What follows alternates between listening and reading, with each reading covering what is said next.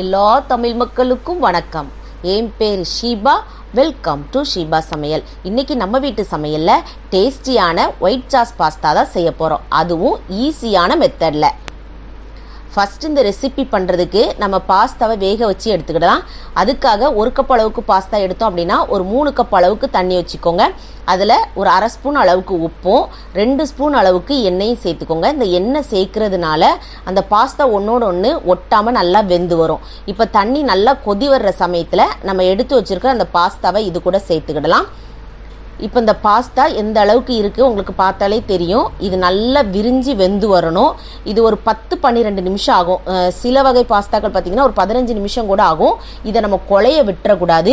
இந்த அளவுக்கு நம்ம பக்குவமாக இதை வேக வச்சு எடுத்துக்கிடணும். இப்போ ஸ்டவ் ஆஃப் பண்ணிவிட்டு இதை வடிகட்டி எடுத்துக்கோங்க. வடிகட்டினதுக்கப்புறமா நம்ம சாதாரணமாக இருக்கிற தண்ணியை வச்சு இதை வாஷ் பண்ணி எடுத்துக்கோங்க. இது எதுக்காக பண்ணுறோம் அப்படின்னா அந்த சூடு உடனே குறைஞ்சி அது ஒன்றோடு ஒன்று ஒட்டாமல் இருக்கும். இப்போ அடுத்ததாக ஒரு பாத்திரத்தை சூடுபடுத்தி 2 ஸ்பூன் எண்ணெய் சேர்த்துக்கோங்க.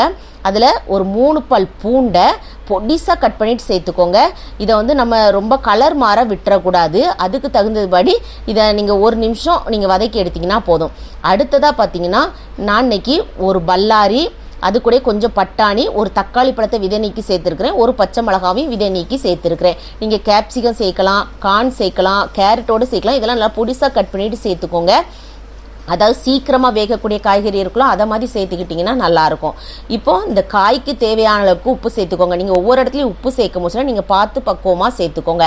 சேர்த்து நீங்கள் மீடியம் ஃப்ளேமில் ஒரு மூடி போட்டு வேக வச்சிங்க அப்படின்னா ஒரு 3-4 நிமிஷத்தில் நல்லா குக் ஆயிரும். ஏன்னா வெங்காயம் தக்காளிலாம் சீக்கிரமாகவே நம்மளுக்கு குக் ஆகிற காய்கறிகள் தான்.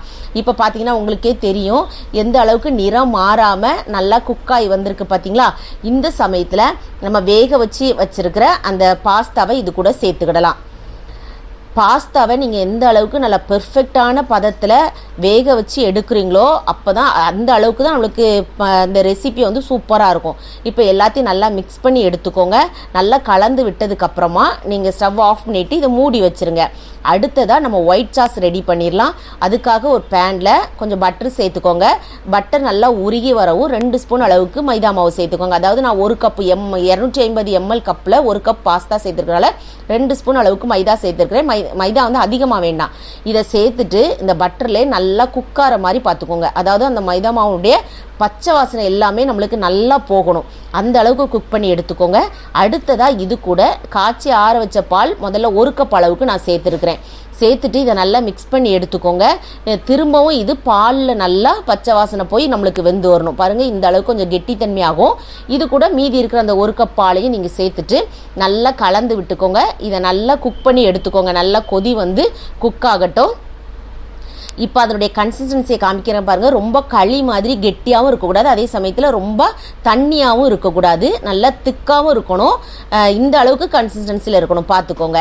இப்போ அடுத்ததாக இதுக்கு தேவையான உப்பை சேர்த்துக்கோங்க. நம்ம 2-3 இடத்துல உப்பு சேர்த்துருக்கோம். நீங்கள் ஒவ்வொரு டைமும் உப்பு சேர்க்கும் போது பார்த்து பக்குவமாக சேர்க்கணும்.